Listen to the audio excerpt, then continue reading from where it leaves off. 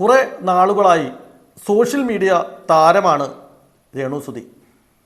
എല്ലാവരും അവർക്ക് പിന്നിലാണെന്ന് വേണം പറയാൻ.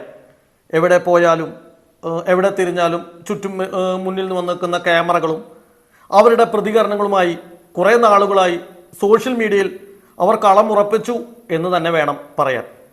ആക്രമണങ്ങളും ആക്രമണങ്ങളുമായി കുറേയേറെ ജനങ്ങളും അതിൻ്റെ ചുറ്റുമുണ്ട്.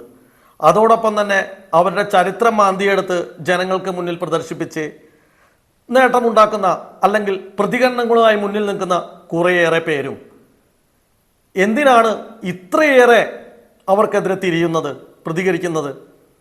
ഒരു പരിധിവരെ പോസിറ്റീവായി ചിന്തിക്കാവുന്ന വലിയൊരു ഏരിയ തരുന്ന ആളല്ലേ രേണുസുതി. ഒരു ഭർത്താവ് മരിച്ച ഒരു സ്ത്രീ തൻ്റെ വീട്ടിൽ ഒതുങ്ങിക്കൂടാതെ തൻ്റേതായിട്ടുള്ളൊരു പ്രവർത്തന മേഖല തിരഞ്ഞെടുക്കാൻ തീരുമാനിച്ച് അതിൽ മാക്സിമം പരിശ്രമിച്ച് മുന്നോട്ട് പോയിക്കൊണ്ടിരിക്കുന്നു. ഒരു പരിധിവരെ അവർ വിജയം കണ്ടു എന്ന് തന്നെ വേണം പറയാൻ.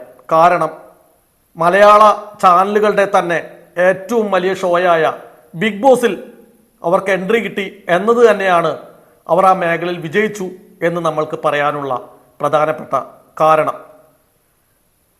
കുറേയേറെ എതിർപ്പുകൾ ഉണ്ടെങ്കിലും നമ്മൾക്ക് ഉറപ്പിച്ചു പറയാം, വീടിനുള്ളിൽ തളയ്ക്കപ്പെട്ട് തങ്ങൾക്ക് പുറത്തിറങ്ങുകയും തങ്ങളുടെ പ്രവർത്തന മേഖല കണ്ടെത്തണമെന്ന് ആഗ്രഹിക്കുകയും ചെയ്യുന്ന സ്ത്രീകളെ സംബന്ധിച്ച് രേണുസുതി ഒരു പ്രചോദനം തന്നെയാണ്. അതിലും അപ്പുറം യഥാർത്ഥ സ്ത്രീപക്ഷം രേണുവിനെ ഏറ്റവും വലിയ തോതിൽ സപ്പോർട്ട് ചെയ്യുന്നവരാണ്.